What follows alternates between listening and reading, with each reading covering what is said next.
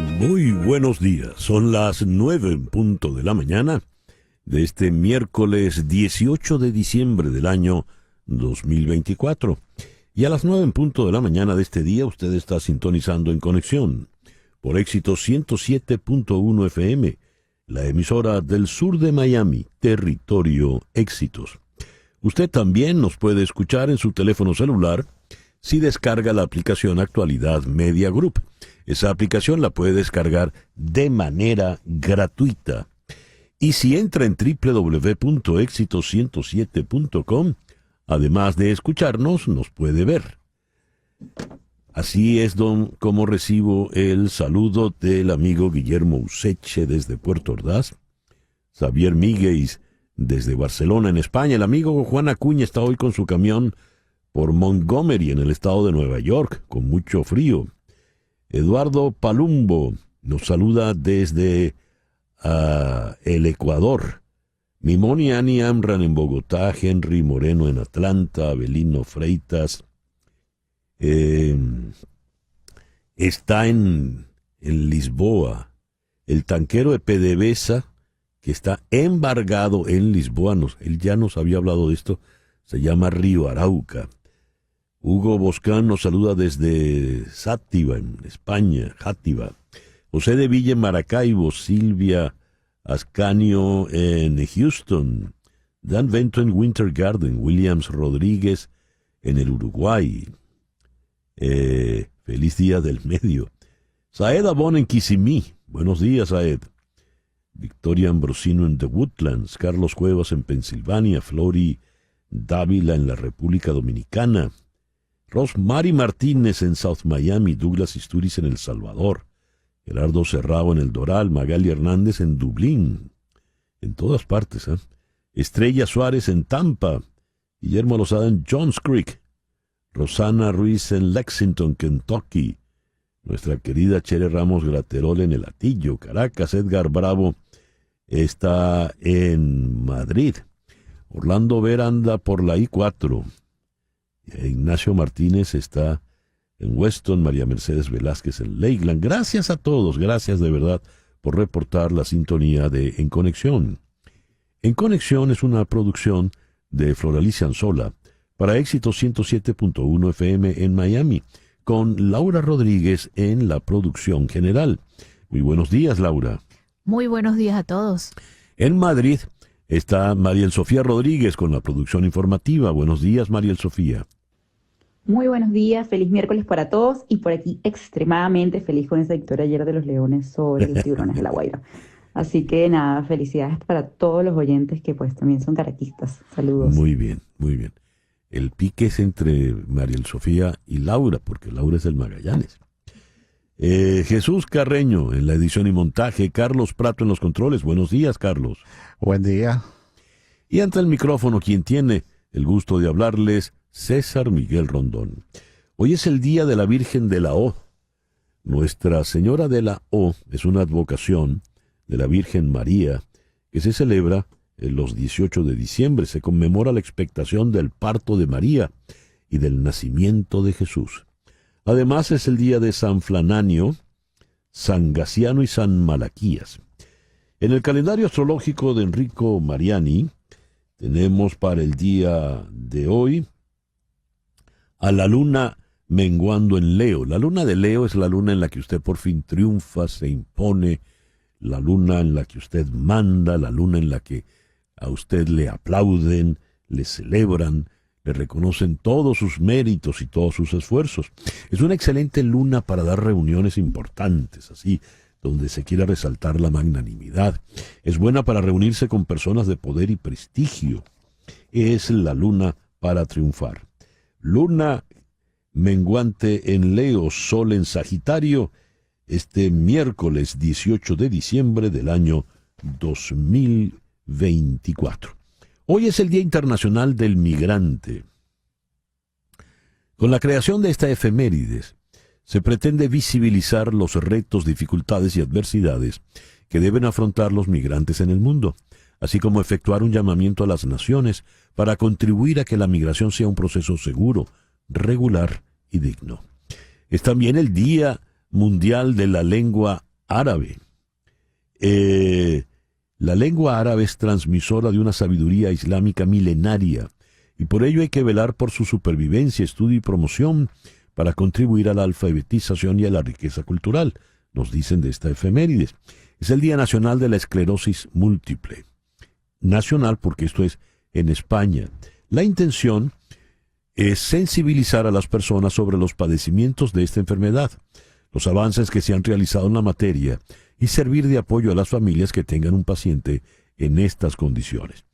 Hablando de España, vamos a comenzar nuestro programa en el día de hoy con Goiseder Azúa, la destacada periodista venezolana, corresponsal de TVB en Madrid, pero ella está en Estrasburgo. Ella fue a Estrasburgo para cubrir la entrega del premio Sájarov a Edmundo González Urrutia y a María Corina Machado, quien estuvo representada por su hija Ana Corina Sosa. Pues ya que ella estuvo allí presente, queremos que nos cuente cómo fue eso, la trascendencia del evento, cómo se vivió esa circunstancia tan importante. En Atlanta vamos a conversar con el profesor Timothy Litton de la Facultad de Leyes de la Universidad Estatal de Georgia. Él es especialista en el tema de las armas. 2024 tuvo un número récord de tiroteos en escuelas. Tras un descenso significativo durante la pandemia, los tiroteos en escuelas han aumentado y cada año hay un nuevo récord. Y estamos cerrándolo pues con este tiroteo que dejó 2 personas muertas, bueno, 3, con la pistolera, la asaltante, en Wisconsin. Después iremos a Bilbao, allá en el País Vasco, en España, para conversar con la profesora Carmen Beatriz Fernández. Ella ha estado estudiando todo el proceso, el mensaje que está transmitiendo en este momento Edmundo González Urrutia desde el exterior, la gestión que él está haciendo, procurando ya reconocimiento y apoyos para su gobierno que, si se respeta la Constitución, debería estar juramentándose el próximo 10 de enero en Caracas. Aquí en Miami vamos a conversar con Jorge Cancino. Él es el editor principal de Inmigración en Univisión. Es visible el plan de Donald Trump de permitir arrestos de las autoridades en iglesias y hospitales. Iglesias, hospitales y escuelas no se tocan cuando las autoridades del ICE buscan a inmigrantes ilegales. Esto podría cambiar con Donald Trump, y esto, si cambia, ¿qué significaría? Después iremos a Houston para conversar con Mariana Párraga, de la agencia Reuters. Un juez que supervisa una subasta de acciones de Citgo Petroleum ordenó abrir una sala de datos para permitir que los compradores potenciales preparen nuevas ofertas. La subasta podría establecer una oferta de caballo de Troya esta vez, que no se utilizó en las primeras rondas. Mariana, que es experta en esto, nos ayudará a desmenuzar la noticia, a entenderla. ¿Qué se entiende por caballo de Troya cuando se está hablando de negociaciones petroleras, por ejemplo? Y cerraremos en Caracas con Anabela Guzmán, del proyecto Rodando en Familia por Venezuela, que ayer, como recordarán, pues no pudimos hacer la promesa. El foro de hoy es interesante. Cuando llegamos a estas fechas, nos hacemos promesas para el nuevo año, los propósitos, me propongo hacer esto y lo otro. Pues bien, ¿qué hacer para que esos propósitos de año nuevo no queden en nada? No sean meras declaraciones de intenciones. ¿Cómo hacer para llevarlos a la realidad?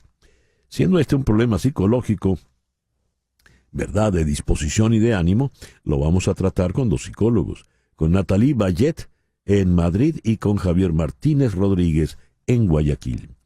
Este es el programa que hemos preparado para el día de hoy, 18 de diciembre del año 2024. Y el 18 de diciembre de 1856 nació J.J. Thomson. ¿Quién fue Thomson? Él recibió el Premio Nobel de Física en el año 1906 por haber descubierto el electrón. En 1897, Thomson fue el primero en sugerir la partícula subatómica, es decir, el electrón, a través de este estudio de las propiedades de los rayos catódicos. Fue un profesor notable y dirigió el famoso laboratorio Cavendish en la Universidad de Cambridge. El 18 de diciembre de 1878 nació Joseph Stalin, uno de los líderes más importantes del siglo XX, un criminal en masa, un genocida. Se impuso en la Unión Soviética tras la muerte de Vladimir Lenin y logró descabezar a León Trotsky, quien era el sustituto legítimo, histórico, político de Lenin. Le descabezó de tal manera que Trotsky terminó huyendo y no le bastó eso a Stalin, que le mandó a matar en Ciudad de México. Obtuvo notoriedad importante durante la Segunda Guerra Mundial, logró derrotar a los nazis y después logró imponer lo que Churchill llamó la cortina de hierro, al repartirse las naciones triunfadoras Europa. Falleció en 1953. El 18 de diciembre de 1886 nació Ty Cobb, una estrella del béisbol, famoso todavía porque cuando fue nominado al Salón de la Fama obtuvo 98,23% de los votos. El único que ha llegado de manera unánime, ojo, es Mariano Rivera. El 18 de diciembre de 1886 nació en Valencia del Rey, en la República de Venezuela, el periodista, escritor y diplomático José Rafael Pocaterra, el autor de Panchito Mandefuá, parte de sus cuentos grotescos. Panchito Mandefuá, que es un cuento infantil venezolano muy popular para estas fechas. También las memorias de un venezolano de la decadencia. Hoy está cumpliendo 78 años el señor Steven Spielberg. 78 años ya. Bastante menos, está cumpliendo apenas 61 el señor Brad Pitt. El 18 de diciembre de 1994, Rafael Caldera inauguró el primer tramo de la línea 3 del metro de Caracas, Plaza Venezuela El Valle. Esto fue hace 30 años. Esto lo inauguró en su segundo periodo.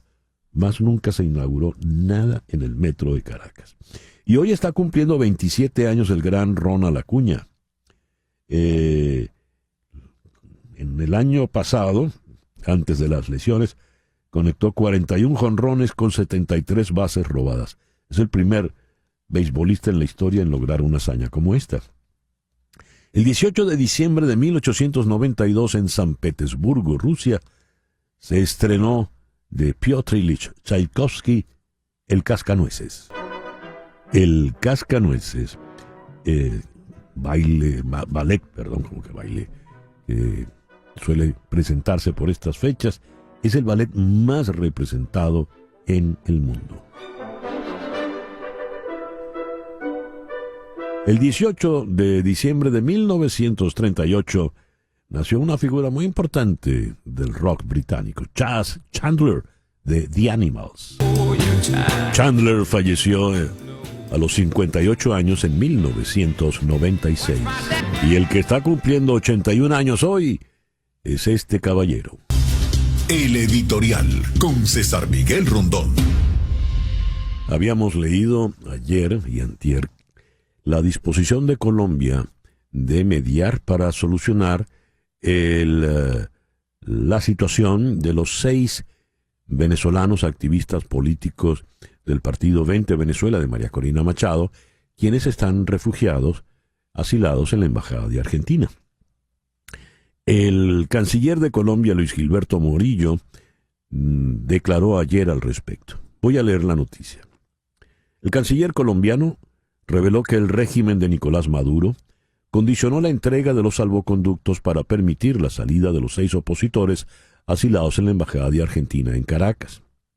Durante un acto de gobierno, Murillo afirmó, cito, «Fui a Brasil personalmente por instrucción del presidente Petro y luego a Ecuador porque logramos en nuestra conversación con el gobierno de Venezuela que se otorgaran los salvoconductos a estas 6 personas.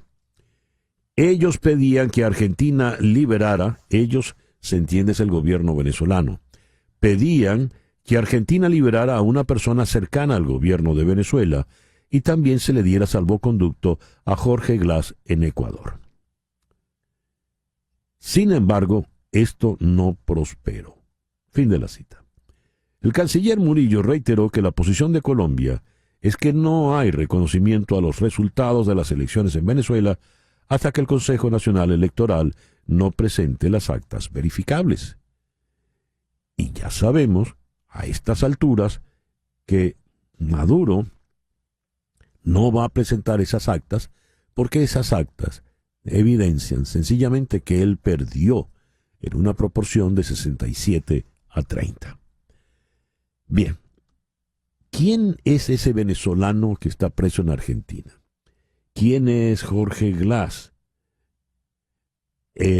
¿Por qué? No, sabemos quién es Jorge Glass, pero ¿por qué está el gobierno de Maduro poniéndolo como condición para brindar el...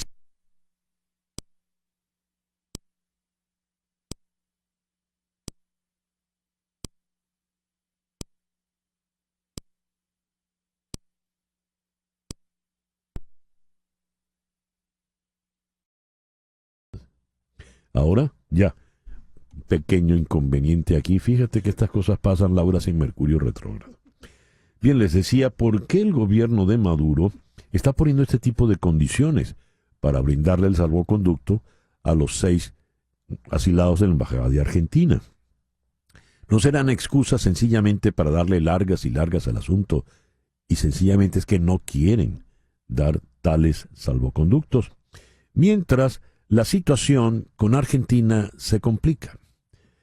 El presidente Javier Milei exigió la inmediata liberación de Nahuel Gallo, el gendarme argentino que fue detenido hace poco más de una semana cuando intentaba ingresar a Venezuela. Gallo fue detenido el 8 de diciembre cuando había ingresado a Venezuela por un paso fronterizo terrestre con el fin de visitar a familiares en el estado Táchira. Cito, fue detenido por las fuerzas de seguridad a cargo del dictador criminal Nicolás Maduro por el único delito de visitar a su pareja y a su hijo. Esa es una cita textual para Javier Milei, quien remató, exigimos su liberación inmediata y agotaremos todas las vías diplomáticas para devolverlo sano y salvo a la Argentina. Mientras, Iván Gil, el ministro de Exteriores de Venezuela, acusó a Argentina de estar vinculado con un presunto plan terrorista contra Caracas y confirmó que el gendarme arrestado está siendo procesado. Según Gil, Milei y su ministra de Seguridad, la señora Patricia Bullrich, fueron descubiertos, entre comillas, tratando de introducir elementos violentos a Venezuela. Dice Gil, han cometido un grave error y han dejado en el camino innumerables pruebas físicas que los comprometen en un plan terrorista. Gil sostuvo que el gendarme se quiso infiltrar en Venezuela y aseguró que está siendo procesado con pleno respeto al Estado de Derecho y la justicia venezolana. Dejen ya la desesperación y asuman las consecuencias de su conducta que avergüenza al noble pueblo argentino. Cita textual para Iván Gil. Esto se complica y mientras pasan los días se complica aún más, se agrava aún más la situación de los 6 refugiados en la Embajada de Argentina. ¿En qué irá a parar todo esto? ¿Hasta cuándo? No hay respuesta todavía a esas preguntas. Son las 9:22, una pequeña pausa y ya regresamos con las noticias más importantes para este miércoles 18 de diciembre. Esto es En Conexión por Éxito 107.1 FM, la emisora del sur de Miami. Y a las 9:25 vamos con las noticias más importantes de este miércoles 18 de diciembre. El presidente electo Donald Trump ha recibido suficientes votos electorales para asegurar oficialmente la presidencia, un hito importante que alcanzó cuando los electores de Texas le otorgaron los 40 votos electorales del estado.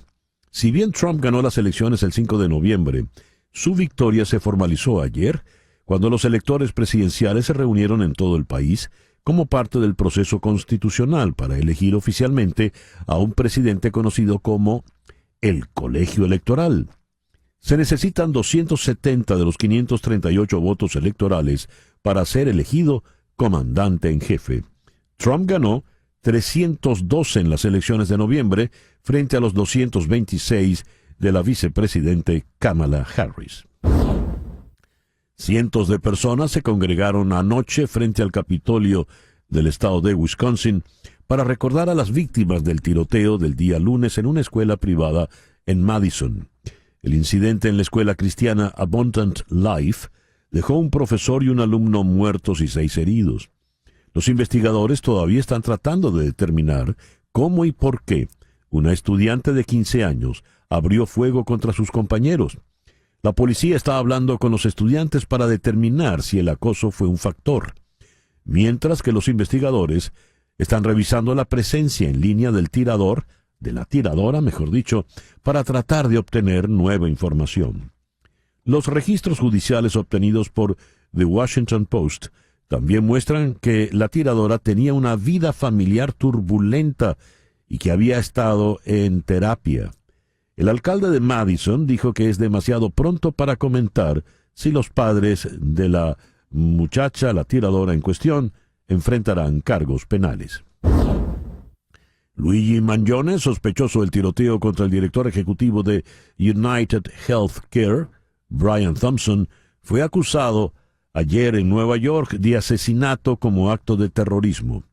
Una acusación formal desclasificada de 11 cargos imputa a Mangione un cargo de asesinato en primer grado y 2 de asesinato en segundo grado por el tiroteo fatal del 4 de diciembre, junto con otros cargos de armas y falsificación. En una conferencia de prensa en la que se anunciaron los cargos, el fiscal del distrito de Manhattan, Alvin Bragg, y otros altos funcionarios de las fuerzas del orden dijeron que Mangione tenía la intención de evocar el terror con el asesinato. Sus acciones, añadieron los fiscales, estaban destinadas a intimidar o coaccionar a una población civil e influir en las políticas de una unidad de gobierno mediante la intimidación o la coacción. Fin de la cita. Mangione se enfrenta a una pena de cadena perpetua sin posibilidad de libertad condicional si es condenado. Las ventas minoristas en Estados Unidos aumentaron más de lo esperado en noviembre, impulsadas por un aumento en las compras de automóviles y las compras en línea. Las ventas de automóviles fueron las más fuertes en más de 3 años, gracias en parte a las tasas de interés más bajas, las ofertas de fin de año y un aumento en la demanda después de los huracanes Milton y Helene. Las ventas de comercio electrónico aumentaron 1.8%, ya que las promociones del Viernes Negro y del Ciberlunes generaron ventas masivas. Los datos sugieren que los consumidores se sintieron atraídos por los descuentos y respaldados por ingresos que han estado aumentando más rápido que los precios. Los indicadores de confianza también han estado subiendo desde las elecciones de noviembre, mientras que algunos estadounidenses informan simultáneamente que podrían evitar precios más altos comprando artículos costosos ahora, tal vez al darse cuenta de que los aranceles que ha anunciado Donald Trump podrían significar un regreso a la inflación en aumento. Pero no todas las noticias fueron buenas.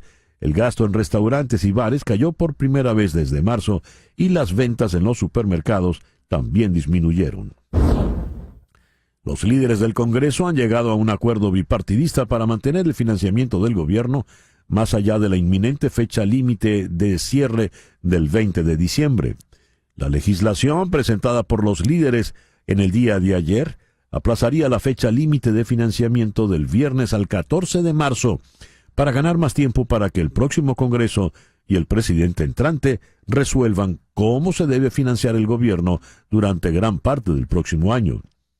El paquete de 1.500 páginas recientemente presentado también da una serie de complementos, incluida una extensión de un año de la ley agrícola, aproximadamente $100,000 millones en ayuda para desastres, alrededor de $10,000 millones en asistencia económica para agricultores y otras autorizaciones.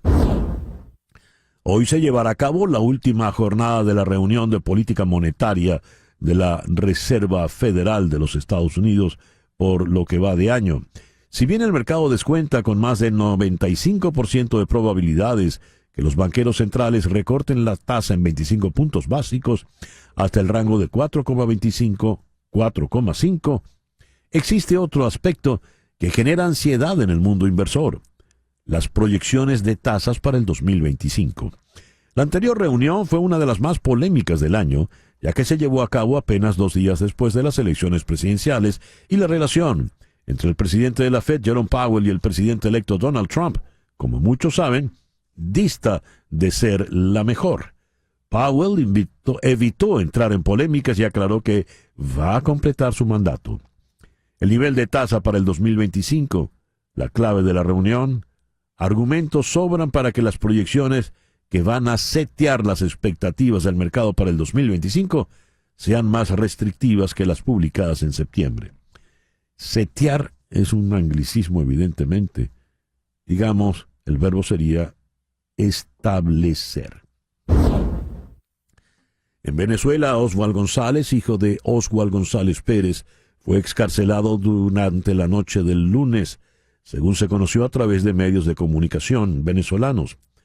Oswald, de 19 años, fue detenido en Barquisimeto junto a su padre el pasado 1 de agosto, en el contexto de las protestas postelectorales. Ambos estuvieron recluidos en Tocuyito, pero el padre falleció en extrañas circunstancias en horas de la mañana del pasado lunes 16. Padre e hijo estuvieron detenidos en el mismo lugar, pero tras la muerte del mayor, el hijo fue excarcelado en horas de la noche. Mientras los familiares de Oswald, el hijo, y Oswald, el padre, lloraban a las afueras del penal de Tocuyito.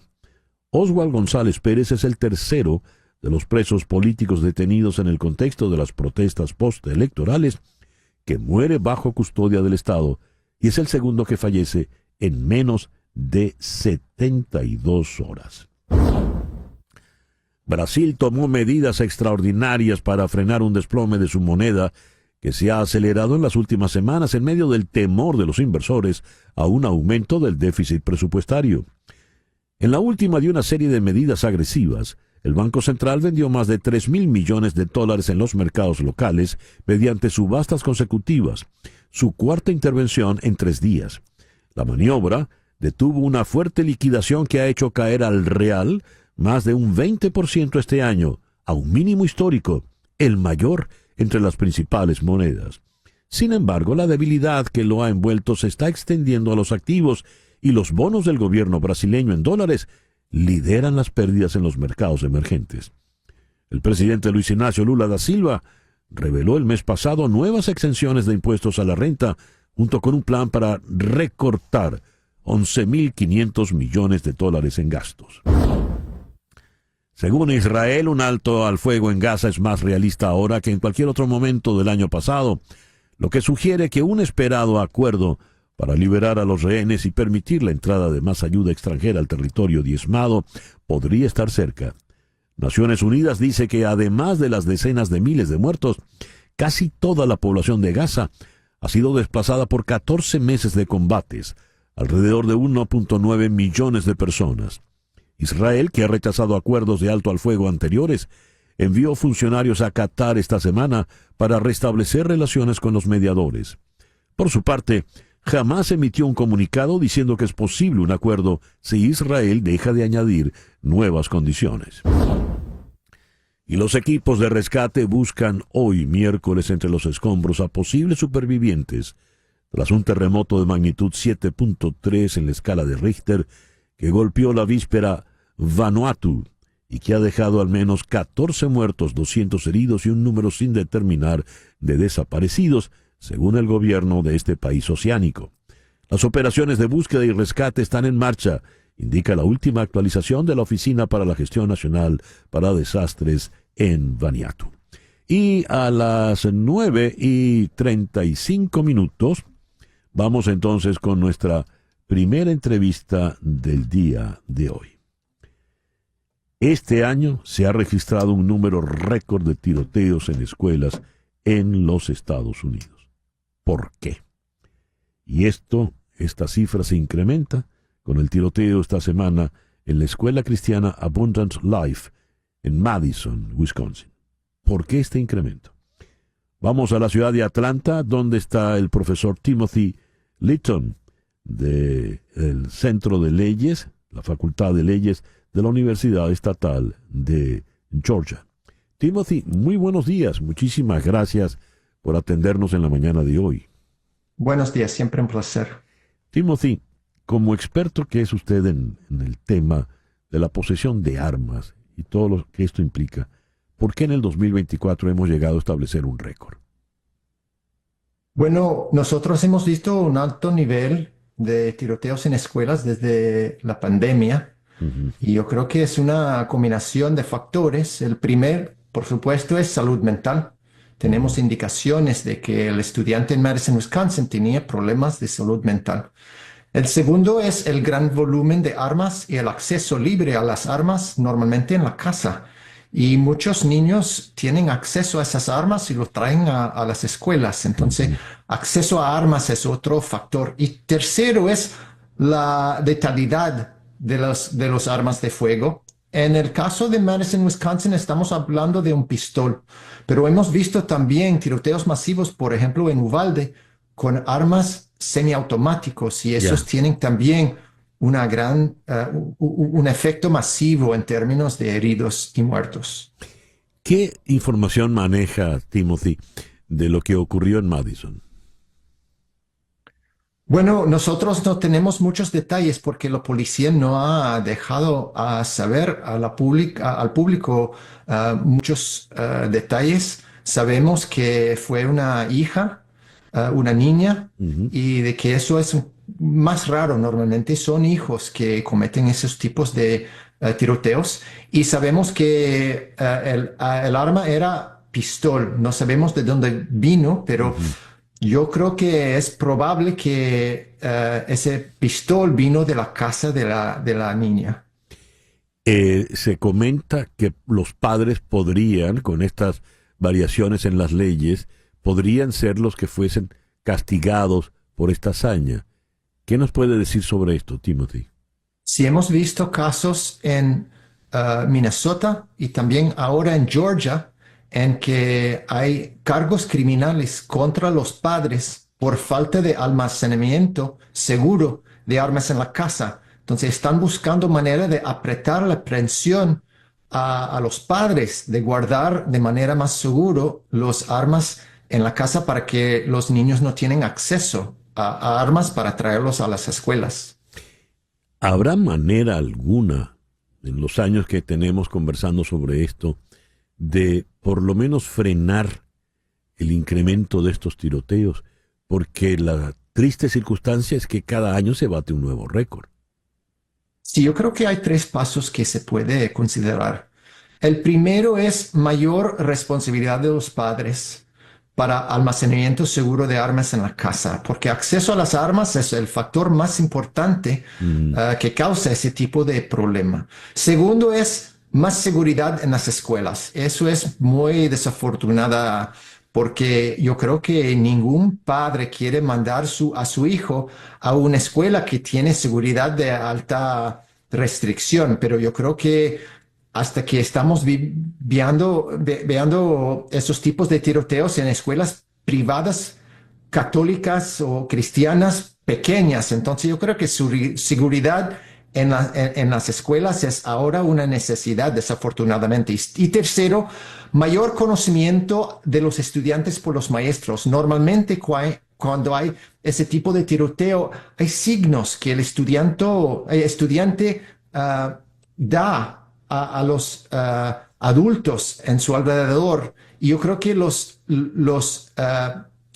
maestros y los padres son los más cercanos para saber si hay esos tipos de signos que puede ser un riesgo de ese tipo de tiroteo.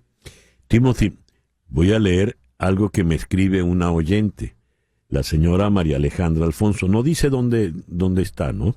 Pero la señora Alfonso escribe: ayer la escuela elementaria, la Elementary School de mi hija, que tiene 11 años, tuvo un lockdown. Los metieron en un cuartico en la cafetería. Ella lloró mucho del susto. Fue por una amenaza en el colegio de al lado. No es justo. Este tipo de circunstancias son frecuentes. Los padres deben estar aterrados de enviar a los hijos a las escuelas, Timothy. Yo creo que ahora hay políticas nuevas en las escuelas por todo el país y esos incluyen ese tipo de ejercicios de tener lockdowns y también de notificar los padres para mantener una red de comunicación. Y yo creo que eso también tiene un efecto de trauma, tanto a los niños como a los padres. Es decir, la esperanza de que pueda ser ese tipo de evento en la escuela durante el día Sí. es algo que da trauma a toda la comunidad escolar, y eso es también cuando no hay tiroteo, sino cuando hay ansiedad sobre la posibilidad. Sí, me veo, María Alejandra Alfonso escribe desde Gainesville, aquí en Florida. Timothy, muchas gracias por atendernos en la mañana de hoy. Siempre un placer, gracias. Timothy Litton es profesor en la Facultad de Leyes de la Universidad Estatal de Georgia. Nos habló desde Atlanta. 9:42, una pequeña pausa y ya regresamos en Conexión. Con miedo no se va a la guerra. Por eso es que yo estoy convencido de que voy a viajar a Venezuela por alguna vía para tomar posesión. Palabras de Edmundo González Urrutia, publicadas en El País de Madrid en el Día Internacional de los Derechos Humanos. Y por primera vez, Nicolás Maduro decidió responderle él directamente a González Urrutia. Ha tenido como estrategia no responderle.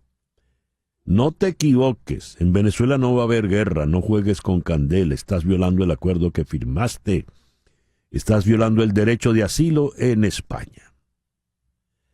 A ver, con relación a esto, la profesora Carmen Beatriz Fernández, consultora y experta en temas de comunicación pública, profesora en la Universidad de Navarra, ha hecho una serie de observaciones.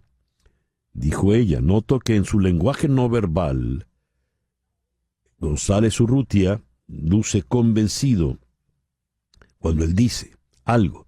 No es una cosa que le hayan recomendado decir y lo esté diciendo por eso. Creo efectivamente que González Urrutia se lo cree. Y tratándose de un señor tan serio como lo es González Urrutia, si se lo cree es porque hay un plan y hay una estrategia para llevar a cabo ese plan. Esto último es lo que nos interesa y nos llama la atención. ¿Qué ha visto la profesora Carmen Beatriz Fernández, experta en estos temas, en el proceder y en las declaraciones recientes de González Urrutia? Vamos hasta Bilbao para preguntárselo directamente. Carmen Beatriz, muy buenos días, muy buenas tardes allá al otro lado del océano. Por la cobija que te veo, entiendo que está haciendo mucho frío. Está fresquito, sí. Está muy fresquito. Está muy bien lo de fresquito. A ver, ¿qué es lo que has visto en estas últimas declaraciones y actitudes de González Urrutia? Sí, evidentemente parece haber un cambio en la actitud y un cambio también en la narrativa de González Urrutia, ¿no? A mí me ha llamado mucho la atención, como a mucha gente, supongo, porque además uno no se tiene la impresión de que González Urrutia es un señor temerario, ni es un señor que habla por hablar, más bien es muy ponderado siempre, y muy medido en las cosas que dice. Entonces, me ha llamado mucho la atención y me he tomado, digamos, la tarea de observarlo, observar cómo habla, qué dice, qué es lo que gesticula, cómo actúa cuando dice lo que dice, y me da la impresión de lo que tú dijiste allí, pues que él está diciendo algo porque está convencido de ese algo, ¿no? Entonces, Más allá de eso, información privilegiada no tengo, pues, pero sí me da la impresión de que él está convencido de que efectivamente tomaría posesión el 10 de enero, ¿no? Fíjate, Carmen Beatriz, y eso es evidente, yo lo he oído ya en conversaciones informales y lo he leído. Él es un diplomático de carrera, es embajador de carrera, y tiene experiencia en los escenarios internacionales, sabe comportarse como estadista, sabe bregar con estadistas, conversar con estadistas, y lo hemos visto ayer en la entrega del premio Sájarov. Cuando habla como un jefe de Estado, no solo porque habló en 3 idiomas perfectamente fluidos, español, inglés y francés, sino porque el discurso que transmitió era el discurso de un estadista. Muy bien. Dices no manejar información privilegiada. Eso que es evidente para todos, que el señor que está allí sí luce como un presidente electo de un país, como un estadista. Más allá de eso, cuando tú dices, debe haber una estrategia, porque él no habla por hablar, ¿cuál podría ser esta estrategia? Bueno, yo creo que, a ver, primero estoy convencida de que tome posesión González Urrutia el 10 de enero es la mejor solución para el país sin duda, pero también para el propio oficialismo, para la propia nomenclatura que está en el poder, ¿no? Y ese mejor escenario, en la medida que ese mejor escenario se haga más evidente para quienes están sosteniendo el poder, pueden hacer cambiar de opinión a Maduro, que ha sido, digamos, muy constante en afirmar que él piensa tomar posesión el 10 de enero, pero Maduro podría cambiar de opinión o podrían hacerle cambiar de opinión, porque hasta el 10 de enero, digamos, el pecado de Maduro es ocultar los resultados, ¿no? Ocultar los verdaderos resultados. A partir del 11 de enero el pecado es mucho más grave porque es la usurpación de una victoria que le pertenece a otro. Pero un cambio de gobierno el 10 de enero, que el legítimo ganador de las elecciones asuma el poder, implicaría un hilo de conducción republicana, un hilo de continuidad republicana en Venezuela, ¿no? Uh-huh. Y además implicaría una cosa que yo creo que es muy importante, que es la existencia de un espacio de negociación entre quien detenta el poder y quien asumirá el poder. Porque lo que te dice la Constitución es que el presidente electo debe tomar posesión ante la Asamblea Nacional. Entonces, ese tomar posesión ante la Asamblea Nacional implicaría que González Urrutia está reconociendo a una Asamblea Nacional que hasta ahora la oposición no ha reconocido, ¿no? Y eso, indudablemente, es un espacio de negociación que le ofrecería al poder unas condiciones y unas garantías de salida, ¿no? Imagínate lo que significa reconocer una asamblea, significa pues que tú mantienes o mantendrías por un tiempo las capacidades legislativas. Esas capacidades legislativas pueden incluir pues la negociación de unas leyes de amnistía, la negociación, o sea, abre un juego de nuevo, abre una dinámica donde hay un espacio de negociación real, una negociación para esa transición política y ese cambio político que la sociedad venezolana expresó como un deseo muy consensuado el 28 de julio, ¿no? Interesantísimo lo que has planteado, porque sería un quid pro quo, ¿no? Es decir, dando y dando, ¿verdad? ¿Cómo no? Si me voy a juramentar ante esta asamblea, pues evidentemente ya la estoy reconociendo y eso obviaría muchas dificultades. No pareciera ser el escenario porque no pareciera que el señor Maduro, la señora Rodríguez, el señor Cabello y mucho menos el señor Padrino López estén dispuestos a negociar nada. Se sienten dueños de la verdad y del poder y no pareciera que están dispuestos a esto. Quiero pasar a otro asunto, Carmen Beatriz. Tenemos el caso dramático de los 6 asilados en la Embajada de Argentina. El canciller colombiano, Luis Gilberto Murillo, ha revelado que se ha estado moviendo, que ha ido a Brasil, que ha ido aquí, que ha ido allá, y que el gobierno estaba dispuesto a darle el salvoconducto si se liberaba a un venezolano prisionero en Argentina y se le daba salvoconducto nada menos que a Jorge Glass, el vicepresidente ecuatoriano. ¿Estas son exigencias serias por parte del gobierno de Maduro o son meros trucos para dilatar el tiempo? Lo digo porque el propio Murillo reconoció que no había llegado a nada. Me gustaría tu opinión al respecto. Sí, a mí me sorprendió mucho porque, bueno, Murillo allí dejó en evidencia que los 6 asilados de la embajada son piezas de canje o que Maduro quiere usarlos como piezas de canje en un trading muy mafioso, ¿no? Sí. Y mete allí en el medio al gobierno de Ecuador y a ese incidente, al segundo incidente más feo que ha habido con respecto al allanamiento de una embajada en lo que va de siglo, ¿no? El primero creo que es el de la embajada argentina y la embajada brasileña, ¿no?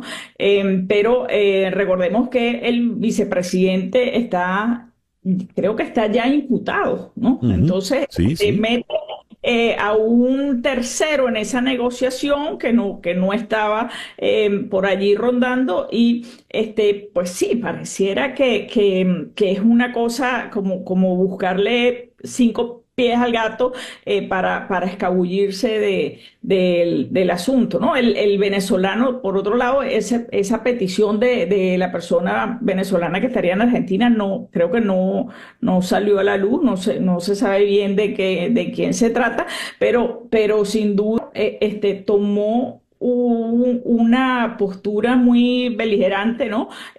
Con ese comunicado que no es solo de la Cancillería, Mm, sino de la Defensa, ¿no? O sea, sí, son palabras mayores, ¿no? Bueno, sumado a lo del gendarme que sí. fue apresado en la frontera o detenido en la frontera, ¿no? Entonces, digamos, eh, la presión internacional, o sea, el gobierno de Maduro está sintiendo eh, presión por muchos lados, ¿no? No solamente las que teníamos en el escenario, que es el cambio de gobierno en los Estados Unidos y lo que implica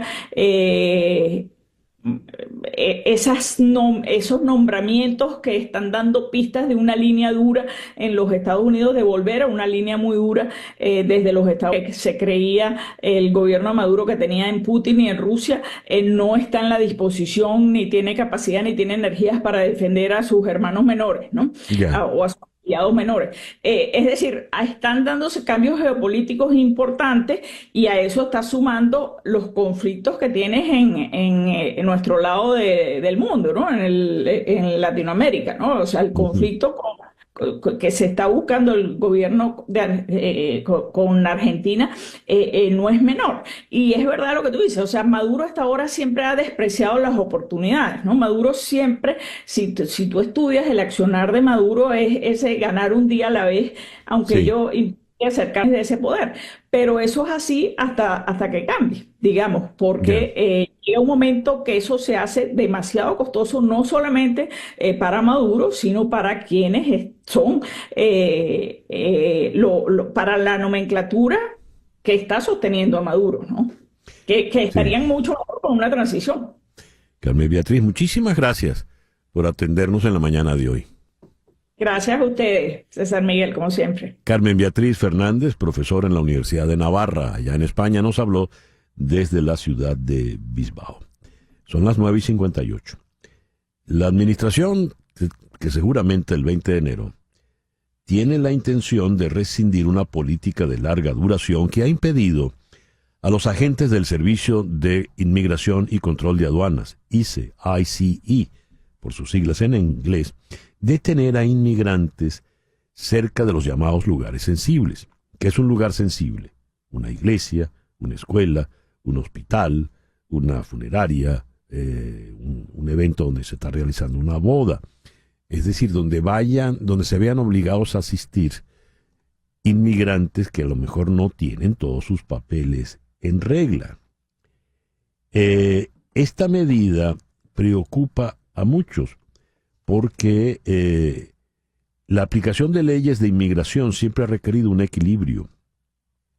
En el pasado, los presidentes de ambos partidos han reconocido que el mero hecho de que pueda ser legal hacer detenciones en hospitales y escuelas no significa que sea una política pública humana o sabia. Esto según Lee Hellerent, de la Unión Americana de Libertades Civiles. Pero sabemos que el discurso del señor Trump en el tema migratorio es fuerte y radical. ¿Lo pondrá en la práctica? Vamos a consultar a un experto como lo es Jorge Cancino, editor principal de Inmigración en Univisión. Jorge, muy buenos días. Muchísimas gracias por atendernos. César, buenos días. Gracias por la invitación.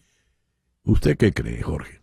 ¿El señor Trump llevará a la práctica de suspender, valga la redundancia, esta práctica que ha mantenido el ICE por tantos años? A ver, es una práctica que se estableció en 2011 durante el gobierno del presidente Obama, en el cual se declararon lugares sensibles donde las fuerzas federales de inmigración no podían hacer redadas, como usted indicó, hospitales, escuelas, iglesias, y de esa manera se ha más o menos respetado hasta ahora.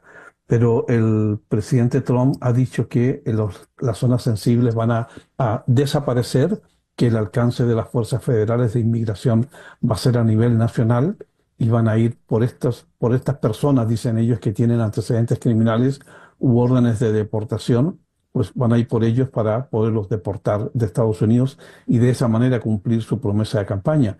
La ACLU, la Unión Americana de Libertades Civiles, está indicando de que hacerlo sería inhumano, mas sin embargo reconoce que no es ilegal este procedimiento.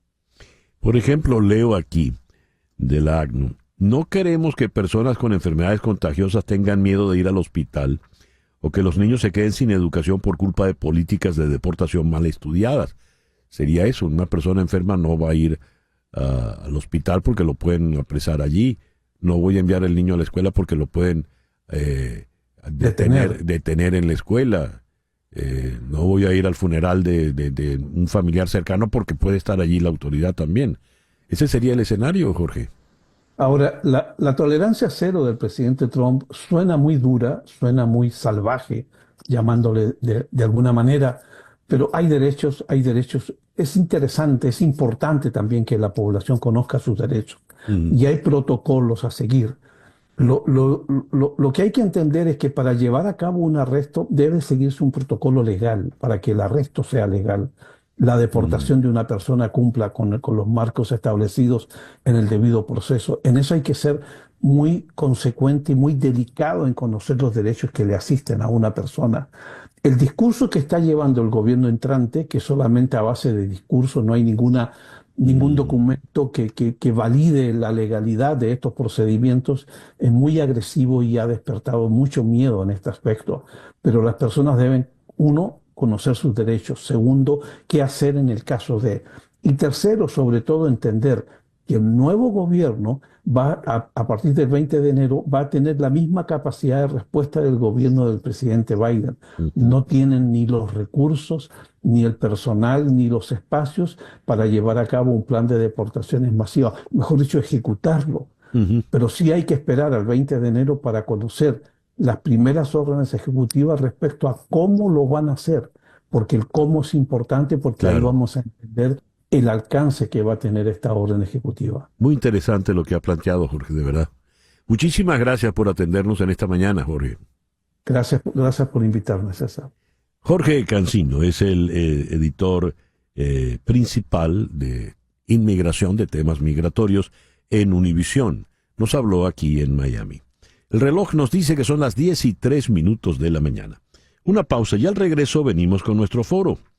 A ver, tengo propósitos para el año nuevo, pero siempre se quedan en el aire. Se los lleva el viento. ¿Cómo hacer para que no se los lleve el viento? De eso hablamos al regreso. Esto es En Conexión por Éxito 107.1 FM en Miami. Ajá. Me acerco al fin de año. Hago mi lista de propósitos. El año que viene voy a hacer esto, voy a hacer lo otro. Y resulta que me lo tomo tan en serio que muy pronto esos propósitos se esfuman. ¿Por qué se esfuman? ¿Por qué quedo mal conmigo mismo si dije que iba a hacer esto y terminé no haciéndolo? ¿Qué me ocurre? ¿Qué nos ocurre a nosotros que nos proponemos metas, planes que luego no terminan dándose o no hacemos que se den o que se concreten? ¿Qué hacer para que los propósitos de año nuevo para el nuevo año no queden en nada? Ese es nuestro foro de hoy. Vamos a contar con, ya que es un problema de nosotros, un problema de nuestro comportamiento, vamos a tratar el tema con dos psicólogos. Nathalie Vallet, en Madrid. Nathalie, muy buenos días, muy buenas tardes al otro lado del océano. Gracias por atender nuestra invitación. Se quedó congelada Nathalie. Buenos días para ti, César. Aquí estoy. ¿Me escuchas? Perfectamente, sí, ya te tenemos. Muchas Sí. gracias. Buenos días y buenas tardes para ti y para tu audiencia. Gracias por la invitación. Aquí, de este lado del océano, pero muy lejos de Miami, en la ciudad de Guayaquil, está el también psicólogo Javier Martínez Rodríguez. Javier, muy buenos días. Gracias por atendernos. Muy buenos días, César Miguel. Gracias por la invitación y saludos a toda la audiencia. Vamos a comenzar contigo, Javier. ¿Qué pasa con esos propósitos que tan rápido se convierten en humo? Bueno, justamente una de las cosas que tú dices al principio, estamos en esta época y empezamos a hacer una lista, ¿no? De todos esos propósitos y pensamos en muchas cosas que queremos hacer y a veces hacemos una lista muy larga que nos agobia un poco y que no es realista. Entonces, podemos empezar con muy buen ánimo, pero no es sostenible en el tiempo y al no ser sostenible en el tiempo se nos va a ir cayendo o porque no está bien definida la meta o el propósito, porque no es sostenible, no es alcanzable. Y bueno, por ahí se nos empiezan a ir cayendo un poco las buenas intenciones, pero básicamente desde el arranque a veces hacemos listas muy grandes que no son realistas. ¿Tú cómo lo ves, Nathalie? Estoy totalmente de acuerdo con lo que le está diciendo y adicional a eso, tenemos la mala costumbre de enfocarnos en la meta final y no tomamos la precaución de saber que para llegar a un objetivo tenemos que ir cumpliendo pasos y etapas. Entonces nos enfocamos en el qué, pero no planificamos el cómo. Otra cosa también es que romantizamos el tema del fin de año, del año nuevo, de una nueva oportunidad, y no es que cuando termina diciembre y empieza enero, nos cambia el ADN por completo y vamos a ser nuevas personas, y aquello que no hemos podido hacer, no solo el año anterior, sino a lo largo de nuestra historia, lo vamos a poder hacer este año, si no hay un proceso de reflexión y de cambio interno y de darnos cuenta de en qué está fallando o cuáles son esos aspectos de mi personalidad que me obstaculizan mi camino y que hacen que mis metas y mis logros se queden en un papel o en un buen deseo.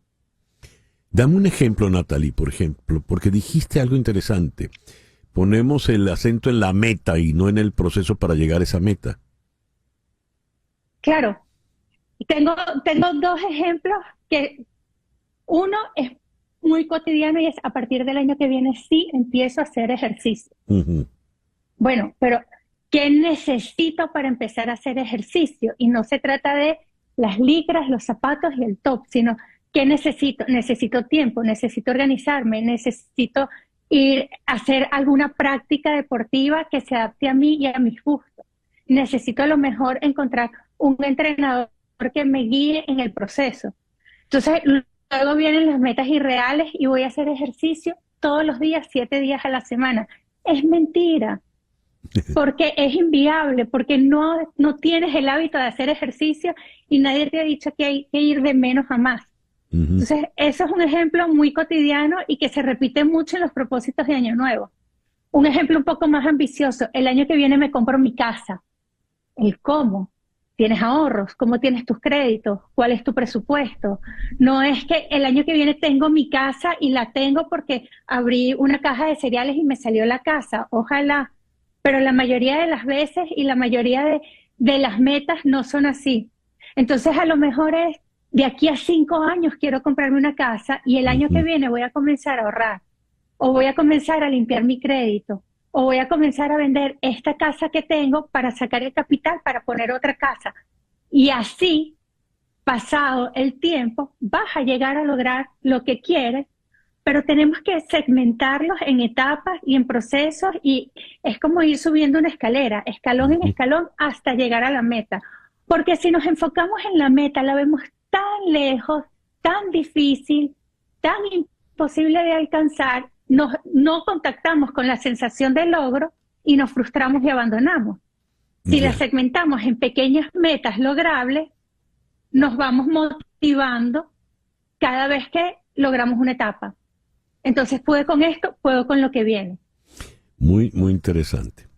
A ver, Javier, quizás de las propuestas más sensatas y alcanzables, está esta que oí hace muchos, muchos años, cargada de humor, pero también de mucho sentido común.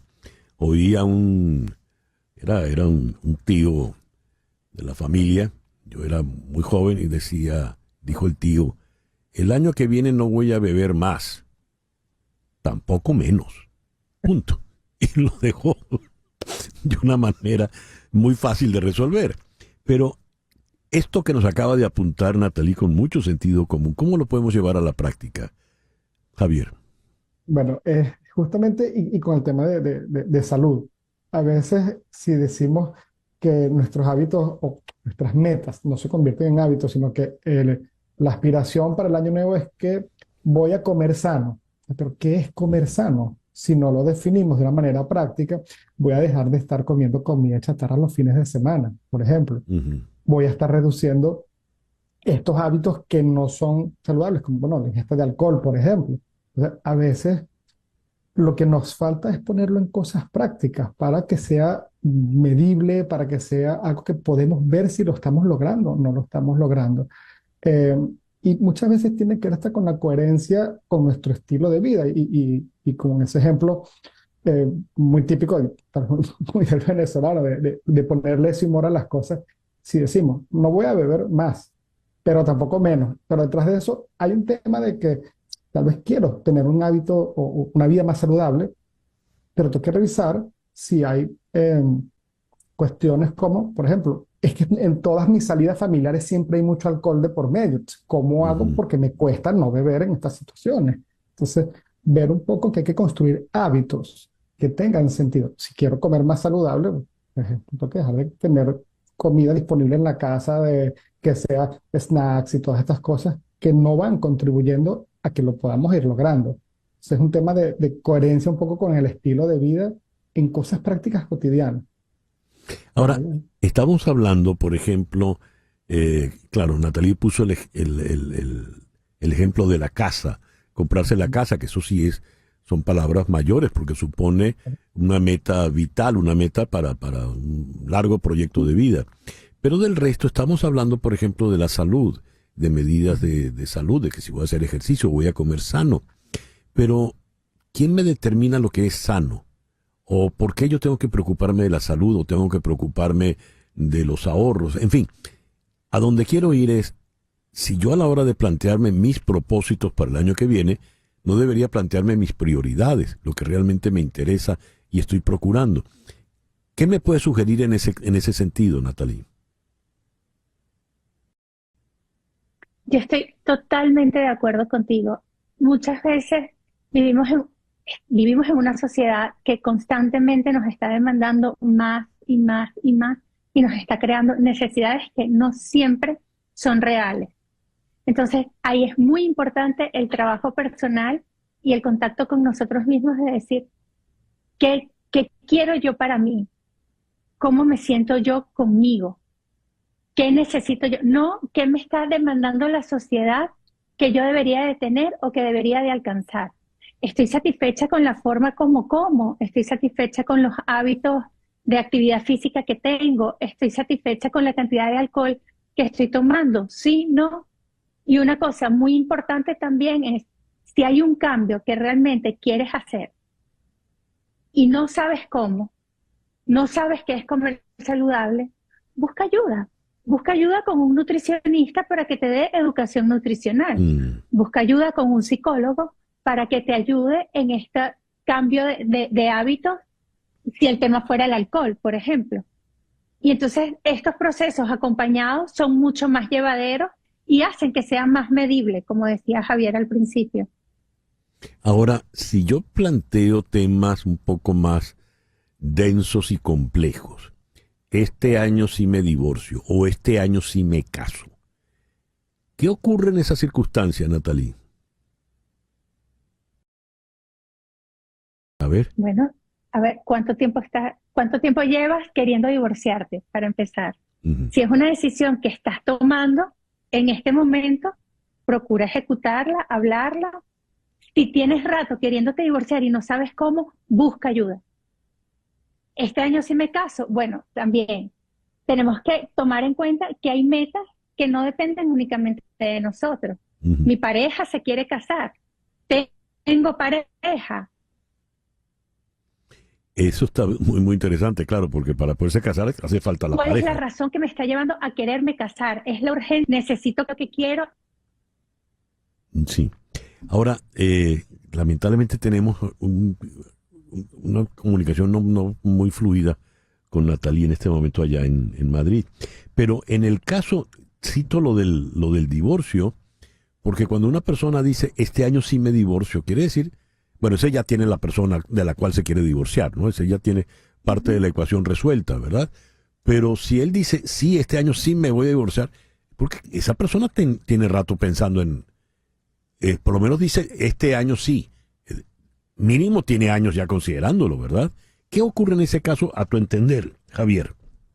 En ese caso, lo más probable es que hay algunos factores que están postergando la decisión, que hacen que se evite dar el paso, sea, por ejemplo, si hay hijos de por medio, si hay una estabilidad económica que tal vez lo hace dudar, y la persona, en este caso, hay que revisar un poco el lugar personal en el que se encuentra, porque justamente si dice, este año sí me divorcio, ¿cuánto tiempo viene alargando un estado de malestar, ¿no?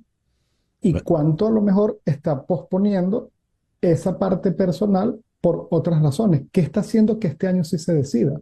¿Cuál es la gota que derramó el vaso? Entonces, hay un proceso personal ahí que es bueno que se revise, porque muchas veces postergamos decisiones importantes, sea por temor a hacer daño, por temor a que nos vaya mal, o porque simplemente nos da miedo tomar la decisión porque puede ser irreversible. Bien, el tiempo lamentablemente se nos vino encima. Entonces, Natalie, te voy a dejar ya la palabra para concluir esta conversación de hoy, por favor. Bueno, aparte de agradecerles la invitación y pedir disculpas por la conexión, recordarles que el cambio solo se puede producir cuando viene de un deseo genuino. Si hay metas en la vida que tú quieres lograr, proponte un plan, proponte un proyecto, proponte el cómo y seguro lo vas a lograr. Y si no lo estás logrando, plantéate si la motivación para hacerlo es la adecuada o no, y siempre podemos cambiar nuestras metas, podemos cambiar el camino, podemos cambiar de plan. Lo importante es que sea coherente con lo que nosotros somos. Magnífica sugerencia, magnífico consejo. Muchísimas gracias, Natalie. Gracias a ti, San Miguel. Gracias. Natalie Vallet, en Madrid. Y muchísimas gracias, Javier. Muchísimas gracias a ti, San Miguel. Un gusto como siempre. Feliz Navidad. Feliz Navidad. Javier Martínez Rodríguez desde Guayaquil. Bien, el reloj nos dice 10:21, una pequeña pausa y ya regresamos en conexión. He leído esto. Viene en un despacho de la agencia Reuters. Un juez que supervisa una subasta de acciones de Citgo Petroleum ordenó reabrir una sala de datos para permitir que los compradores potenciales preparen nuevas ofertas. La subasta podría establecer una oferta de caballo de Troya esta vez, que no se ha utilizado en las primeras rondas. Ahora sí va a despedazarse, a venderse Citgo. ¿Qué es una oferta caballo de Troya? en estos niveles de subastas. Vamos a consultar directamente en Reuters. Vamos a Houston, donde está Mariana Párraga. Mariana, muy buenos días. Gracias por atendernos. Buenos días, César Miguel. Gracias a ti. ¿Podrías desmenuzarnos esta información? Ahora sí le llegó la hora a Citgo. Vamos a ver, porque se ha perdido un montón de tiempo y tenemos que recordar que este caso está tratando de discutirse y resolverse desde el 2017. O sea que ya tiene 7 años, Sí. va a tener 8 años el año que viene, ¿no?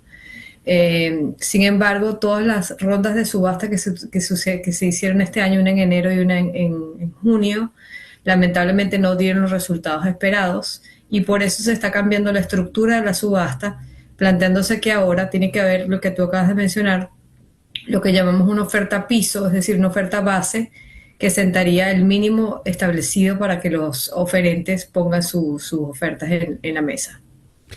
¿Qué es el caballo de Troya? Es eso, es una oferta mínima que se establece, que el juez establece y dice estas son las condiciones mínimas, los criterios mínimos que se tienen que cumplir, tanto en términos cualitativos como en términos cuantitativos. ¿Quiere decir que las subastas anteriores fracasaron porque las ofertas eran muy bajas? Las ofertas no reunieron las condiciones. Primero, en efecto, fueron consideradas muy bajas. Lo mayor que se logró ofrecer fue 7.3 billones de dólares por un conjunto, como sabemos, de refinación que está valorado entre 11 y 13 mil millones de dólares, entre 11 y 13 billones de dólares. O sea que más o menos llegó un poco más arriba de la mitad de lo que se establece como el valor de mercado de este conjunto de refinación. Y si metemos otra cantidad de cosas que Citgo tiene, incluyendo el dinero en efectivo que tiene la compañía, llegaríamos mucho más arriba de esa cifra, ¿no? Entonces, en efecto, no, en términos cuantitativos, las ofertas que se recogieron, la oferta realmente que se negoció, que fue de este hedge fund que se llama Elliott Investment Management, no reunió las condiciones, pero fundamentalmente los acreedores, que son los que están esperando que les paguen desde esta subasta, de lo que más se quejaron fue de las condiciones, porque la oferta que puso Elliott fue una oferta condicionada a una cantidad de cosas, a que se resuelvan otros juicios paralelos, por ejemplo, es una de las principales cosas, y también a que se le pague a los bonistas del 2020, que sabemos que están en la cola también de espera. A ver, eso está complicando cada vez más el éxito de la eventual subasta, ¿no, Mariana? Muchísimo, muchísimo. Mientras más juicios paralelos haya, sobre todo si estos juicios paralelos son introducidos por los mismos acreedores, que recordemos que ¿quiénes son los acreedores? Los acreedores son empresas que fueron expropiadas en Venezuela. De hecho, la que comenzó este caso es la empresa minera Cristalex, que es una empresa que de hecho ya no existe como empresa minera. Y luego están una cantidad de tenedores de bonos de deuda venezolana que se han ido agrupando en compañías y que son tenedores de distintos bonos, ¿no? Entonces, de todo ese conjunto de bonos que existe, los bonos que prevalecen porque tienen un colateral directo son los bonistas del 2020. Es un bono que emitió PDVSA con maduración en el 2020 y que entró en default, o sea que no se pagó a tiempo. Y estos bonistas tienen como colateral de esa deuda, tienen directamente equity en Citgo. De manera que ellos prevalecen por encima del resto de los bonistas. A ver, ¿cuánto vale ese caballo de Troya? En otras palabras, ese piso, ¿en cuánto lo puede establecer el juez? Buena pregunta. Tenemos que esperar que el juez decida cómo va a ser la oferta base, el Stalking Horse Bidding, pero creemos, es muy probable porque se ha discutido así en las audiencias, que la oferta que ya se presentó y que se rechazó, que es la oferta de Elliott de 7.3 billones de dólares, sería la que se establecería como un piso con diferentes condiciones, es decir, que el monto debería estar alrededor de esa cifra, como un mínimo. Ahora, ¿quién administra todo el proceso? ¿El juzgado? Correcto, es una corte en Delaware, el juez se llama Leonard Stark y es una corte que ha estado viendo este caso desde el 2017. Existen otra cantidad de juicios paralelos en otras cortes, pero esta corte es la que ha avanzado más al lograr levantar lo que llaman el velo corporativo y establecer que Citgo Petroleum y Citgo Holding, que es su compañía matriz, son el alter ego de Venezuela, de la República. Sí. ¿Y cómo queda Venezuela en todo esto? Y cuando digo cómo queda Venezuela, ¿de cuál Venezuela estoy hablando, no? Bueno, es una pregunta muy importante, César, porque la gente tiende a pensar que Citgo es un activo del gobierno, ¿no? Y eso está muy alejado de la realidad por muchas razones. Primero, es un activo de los venezolanos, de la nación.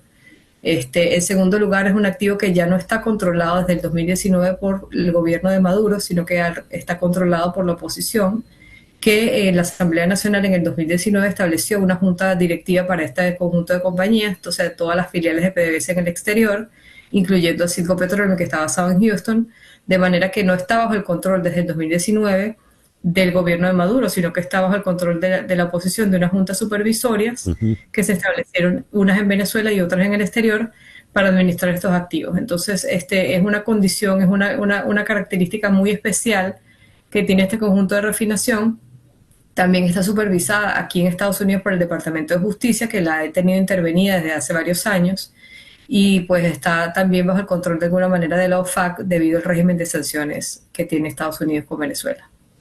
La pérdida total, podríamos decirlo, Mariana, no es de nadie. Bueno, muchos analistas han dicho, un poco para manejo de expectativas, que el conjunto está ya perdido, ¿no? Sí. Que hay muy pocas posibilidades de que se pueda recuperar. Sin embargo, los abogados de Citgo están peleando porque Venezuela conserve una parte de las acciones. Y eso es muy interesante, porque debido a que las ofertas han sido tan bajas, estamos hablando de alrededor de $7 billones, y Citgo tiene en la mano alrededor de $4 billones en efectivo que puede negociar en pago. La administración de Citgo ha insistido en que es un mucho mejor escenario que se logre una negociación amistosa con los acreedores, que se haga un plan de pago en el tiempo, de manera que esos $4 billones que tiene ahorita la compañía se pueden utilizar como pagos iniciales y luego se haga un plan de pago para el resto de los acreedores. Si sumamos todo, hasta los bonistas 2020, ¿de cuánto estamos hablando? Bueno, la deuda externa venezolana es $150 billones. Por supuesto, nadie aspira a que Citgo sea suficiente para pagarle a todos los acreedores de Venezuela. Sí. Eso incluye de todo tipo de acreedores, desde bonistas hasta prestamistas, etcétera, ¿no?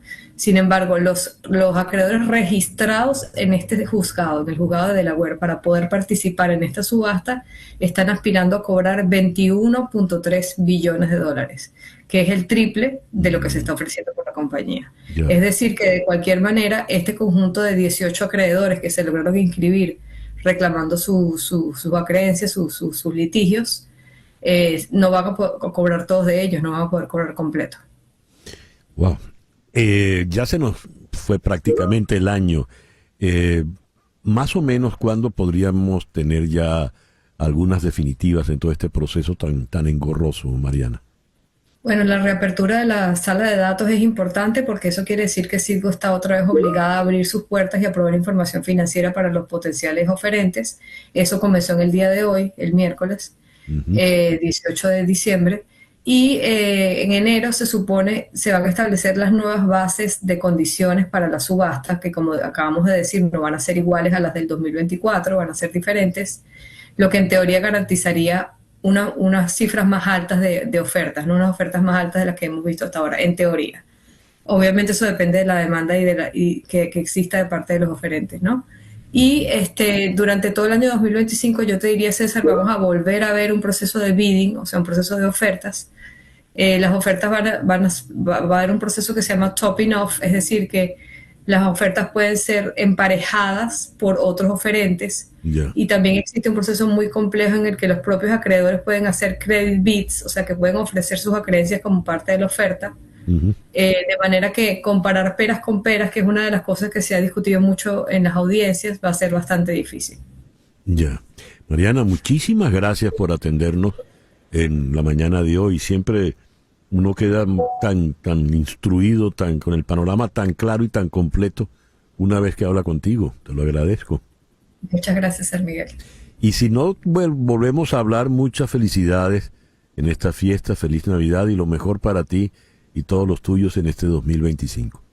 Feliz Navidad para ustedes también y muy agradecida de compartir con ustedes este año. Igual digo. Muchísimas gracias, Mariana.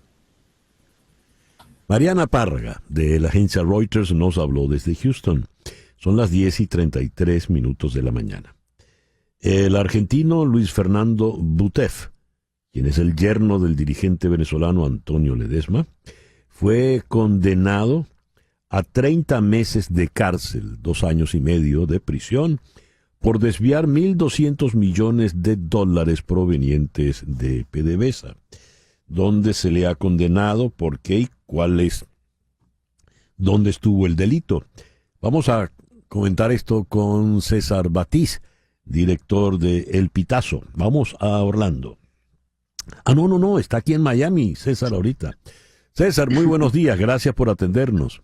Buenos días, César Miguel, un gusto estar nuevamente con ustedes. Y bueno, y hablando de este tema, César Miguel, que esta historia puede dar hasta para una miniserie por todas las implicaciones que tiene, no solo acá en Venezuela, no solo en Venezuela, no solo en Estados Unidos, no solo en Suiza, sino también en España, porque estamos hablando de un operador financiero que ya de por sí el hecho de que lo sentencien a 30 meses de prisión nos indica que detrás de su declaración de culpabilidad, aceptación de los cargos y rápida resolución de la sentencia hubo una negociación. Y si esa negociación ocurrió, significa porque él entregó información a las autoridades de Estados Unidos y esa información también ha llegado a manos de las autoridades de la Fiscalía de España, donde también se le sigue una investigación por esos esquemas de movimiento, de lavado de dinero que involucra a venezolanos presuntos corruptos en casos vinculados de presunta corrupción, para hablar de la presunción, de PDVSA. A ver, vamos por partes, César. Por supuesto. Dices, se le ha condenado a 30 meses, 2 años y medio. Es decir, dices, ahí seguro hubo negociación. En otras palabras, se estimaba que podría haber sido condenado a más tiempo. Si él no aceptaba la responsabilidad, la culpabilidad e iba a un juicio, por supuesto que la Fiscalía iba a pedir más meses. Muy bien. Bien, el señor está bien complicado si lo más suave fueron 2 años y medio de cárcel. Sí. Ahora, ¿cuál es el delito puntual? ¿Qué es lo que le condenan aquí en Estados Unidos? Por utilización del sistema financiero para lavar dinero proveniente de la corrupción en el extranjero. Eso es, a grosso modo, los diferentes hechos, acontecimientos delictivos por el cual lo procesan acá en Estados Unidos. Recordemos que había sido capturado en Suiza y de Suiza lo extraditaron a Estados Unidos. Pero insisto, tiene una cuenta pendiente también en España. A ver, leo lo siguiente. Según Associated Press, en una declaración jurada que Associated Press pudo ver, este señor Butev confesó en noviembre que entró en pánico en el año 2015 cuando descubrió que 3 hijos de Cilia Flores, provenientes de una relación anterior a Nicolás Maduro, estaban involucrados en cuentas financieras a nombre de 4 empresas fantasmas registradas en Escocia, las cuales él fue el que ayudó a crearlas. ¿Quiénes son estos hijos y cuáles fueron esas empresas fantasmas? Son los hijos Gavidia Flores que en Venezuela en estos momentos o desde hace algún tiempo han destacado por su presencia en deportes extremos, por el team, se llama el Team Furia, que se dedica a deportes extremos como el paracaidismo y otras actividades que ellos desarrollan allá. Pero son los mismos hijos que aparecen, César Miguel, en el expediente Moneyfly, porque estos 1.200 millones de dólares, y sé que a veces es complicado entenderlo, son los mismos del caso Moneyfly que involucra de acuerdo a lo que se ha dicho hasta ahora, a Francisco Convit de Derwit, a Mario Bonilla, testaferro de los hijos de Cilia Flores, a Alejandro Betancourt, primo de Francisco Convit, también de Derwit, y entre otros al señor Raúl Gorrín.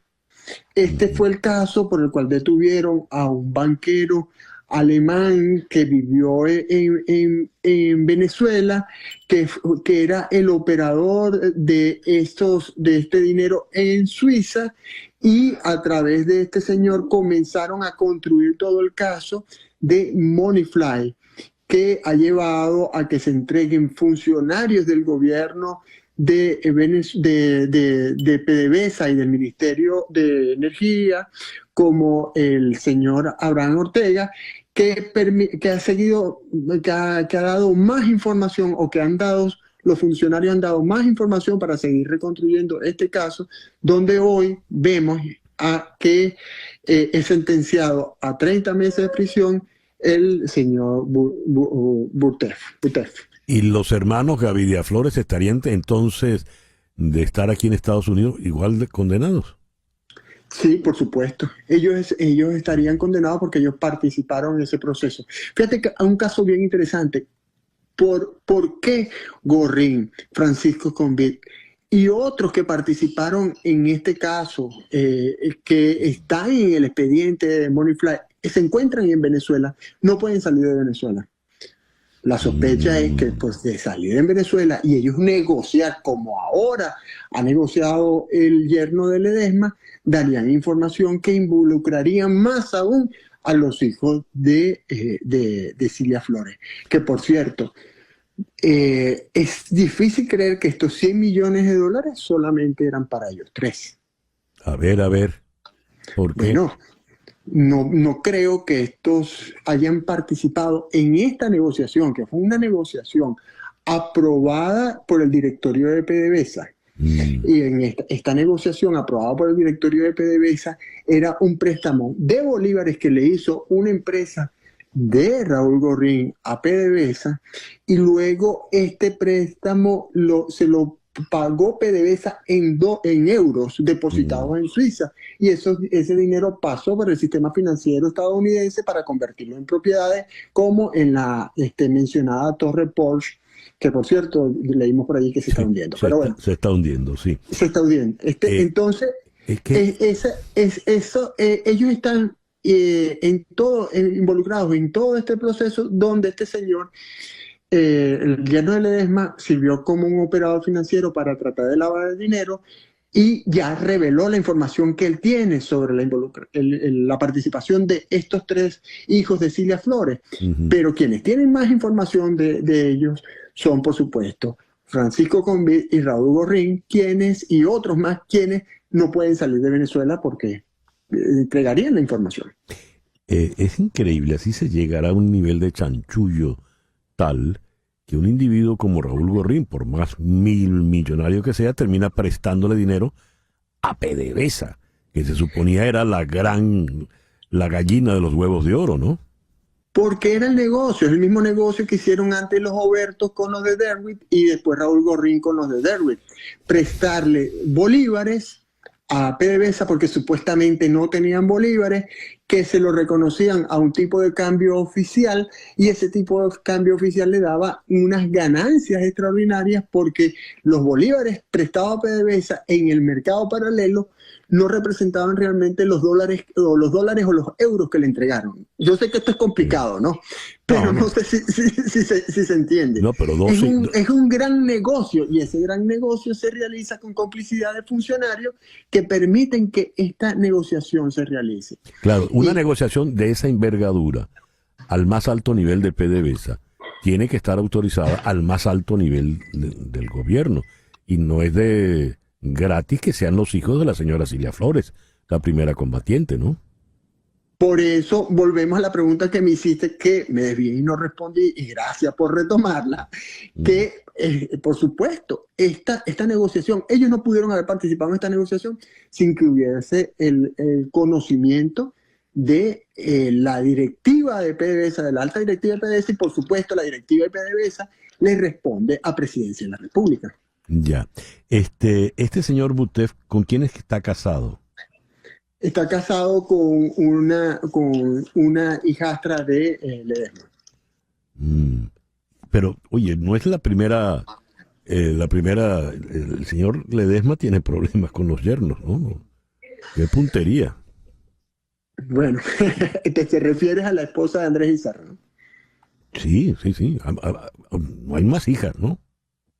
Sí, bueno, que yo sepa. Ya, sí, no nos compliquemos la vida. Sí, no, Bueno, vamos a dejarlo allí. Tocayo, muchas gracias por atendernos en esta mañana. Bueno, gracias a ti y feliz Navidad a todo el equipo. Sí, señor. Y bueno, nos Felicidades. veremos el año próximo, seguiremos Sí. conversando. Así será. Felicidades para ti y todos los tuyos. Y lo Igual mejor para y lo mejor para el 2025. César Batiz, el director de El Pitazo. El reloj indica 10:44 de la mañana. Una pequeña pausa y ya regresamos en conexión. Esta noche, tenemos a las 6 de la tarde en TVB Network el juego entre los Navegantes del Magallanes y los Caribes de Anzoátegui. Al terminar el juego viene la última con Carla Angola, luego viene análisis semanal y después en conexión. Todo esto por TVB Network.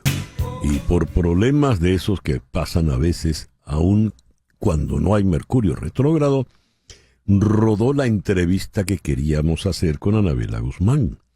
Hoy no va a rodar, así que hoy sí vamos a hablar de Rodando en Familia por Venezuela con Anabela Guzmán.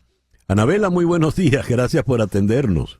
No, gracias a ustedes, contentísima con esta invitación, de verdad, muchísimas gracias. Anabela, ¿qué es Rodando en Familia por Venezuela? Rodando en Familia por Venezuela es un emprendimiento que nació hace exactamente 5 años, en el 2018, y lo que hacemos es llevar a familias y bueno, realmente a cualquier persona que quiera enamorarse de su país. Esto nace, César Miguel, por mi amor desbordado por Venezuela, por querer generar arraigo a las futuras generaciones. Yo tengo 3 hijas y yo la verdad es que me planteé siempre que lo que más quería en mi vida era que mis hijas se enamoraran de su país. Entonces, por esto nace Rodando en Familia por Venezuela y la verdad es que, mira, para mí, yo no sé si opinas tú lo mismo que yo, pero para mí la familia venezolana es insuperable. Las tradiciones venezolanas que nosotros tenemos son espectaculares. Te comento un caso muy casual que vivimos el domingo en casa de mis papás, vivimos el Adviento. Y bueno, y es las tradiciones de tocar mi burrito sabanero, de prender la velita de Adviento. Entonces la verdad es que mira, nosotros como venezolanos tenemos tantas virtudes y cada día de verdad me enamoro más de este país cada vez que lo recorro. Entonces, por eso nace Rodando en Familia por Venezuela. ¿Qué es Rodando en Familia? Entiendo que el rodar es porque van en carros, en automóviles, en buses, y en familia entiendo, bueno, se llevan a la familia. Pero ¿cómo funciona? Nos llevamos a la familia. ¿Cómo funciona? Mira, nosotros rodamos, como lo acabas de decir tú, en carro, también hay muchos paseos que son en avión, en autobuses y vamos a distintos destinos de Venezuela. En esos distintos destinos lo que nosotros hacemos, y ahí está el trabajo de nosotros, es organizar de principio a fin absolutamente toda la logística y todo lo que conlleva para que un paseo sea súper espectacular. Entonces, desde eso comprende, hacer turismo en Venezuela no es fácil, desde eso comprende hasta el conseguir gasolina, hasta conseguir hielo, asegurar que esas posadas tengan luz. O sea, hay muchísimos detalles que comprenden esa logística hoy en día en Venezuela y lo hemos logrado. Y lo hemos logrado, César Miguel, también con un punto muy importante que quiero recalcar, es en el trabajo en equipo. Yo la Venezuela que veo futuro es ese trabajo en equipo y ese trabajo de alianza. Ahorita en Venezuela es fundamental las alianzas. Entonces, nosotros cada paseo que nos tardamos aproximadamente como 1 mes y medio, 2 meses en hacerlo, no soy una agencia de viaje. Perdón, ¿en hacerlo es en prepararlo o...? En prepararlo. Ajá. O sea, yo me reúno con las posadas, visito a las posadas, hago la ruta turística que vamos a hacer, probamos lo que vamos a comer. O sea, en todos los paseos hay algo integral. O sea, no es un turismo simplemente de disfrutar. Hay gastronomía, hay cultura, hay historia, pero cada uno de esos detalles los preparamos muy cuidadosamente, porque a la final lo que queremos es que la gente se enamore. Por ejemplo, Paria. Paria es uno de los sitios más lindos que hay en Venezuela. De hecho, Cristóbal Colón en su tercer viaje dijo que era la tierra de gracia. Entonces, ir a Paria, no conocer esa historia no tiene sentido. Ir al pueblito de Río Caribe, comer, porque hay mucha comida corsa, porque tenemos a las islas enfrente, entonces la gastronomía tiene curry. Hay muchos detalles que comprenden los paseos de nosotros. Fíjate, dijiste algo, Anabela. No somos una agencia de viajes. ¿Qué son? Hoy en día ha crecido bastante, pero somos un emprendimiento que paseo mío. Mi meta es que el primer día llegue tal cual y el último día llegue transformado a su casa. ¿Por qué transformado? Porque quiero que se llene de ese lugar, estamos hablando de Paria, quiero que se llene, transforman la vida de la gente. Hay un punto súper bonito de nuestros paseos, que es que en cada paseo, buscamos la sustentabilidad, que es apoyar a todas las comunidades que vamos. A mí me interesan las empanadas del lugar donde yo voy. Me interesa que los peñeros sean del sitio donde yo voy. Entonces buscamos la sustentabilidad y hacemos labor social en cada uno de esos paseos donde yo voy. ¿Cómo se ponen en contacto contigo, Anabela? Mira, se ponen en contacto conmigo con mi Instagram, que se llama Rodando en Familia por Venezuela, así de largo, y ahí es donde yo publico estos paseos que están al punto, César Miguel. Como te dije, me tardo 1 mes y medio, 2 meses en hacerlo, y cuando está listo lo publico. Y ahí se van anotando las personas. Normalmente el promedio de personas que se anotan son entre 7 y 8 familias. Eso es decir, como entre 25 y 30 personas. Y muy bien. ¿Y el paseo dura cuánto tiempo en promedio? Depende. Por ejemplo, ahorita nos acabamos de meter en las montañas de Mérida. Ese paseo duró 10 días. Recorrimos desde un pueblito que se llama Los Nevados, caminando hasta Barinas. Eso se llama el camino ancestral. Pero aproximadamente, mira, pues, sin punto. Rodando en familia por Venezuela. Rodando en familia por Venezuela. Anabela, te felicito por esta iniciativa y te sigo deseando el mayor de los éxitos. Gracias. Gracias por atendernos. Gracias. A ti. Anabela Guzmán de Rodando en Familia por Venezuela. Son las 10:56. Antes de cerrar, tengo aquí esta noticia que nos llega desde Madrid. El cantante Rafael pasó la noche en planta, tranquilo, consciente y acompañado de sus hijos. Confirmaron que no ha sufrido un ictus. A primera hora de hoy, la esposa de Rafael, Natalia Figueroa, y su nieta Manuela acudieron al Hospital Clínico de Madrid, donde está ingresado desde ayer en la tarde. Venimos a verlo, todo bien, dijo su hijo Manuel. Natalia Figueroa daba las gracias a los periodistas. Rafael fue trasladado al Hospital Clínico en una ambulancia desde el Teatro El Príncipe, donde se encontraba grabando el especial de Navidad de La Revuelta de Televisión Española. Durante la grabación del programa se encontró mal y los servicios de emergencia le atendieron. Fuentes de Emergencias de Madrid dijeron que a las 7:30 de la tarde habían acudido al Teatro Príncipe Gran Vía, donde se grababa La Revuelta, porque tenían un señor de 80 años con un episodio cerebrovascular. Pero Rafael entró por su propio pie en la ambulancia y, como leo, pues está tranquilo, consciente y acompañado de sus hijos.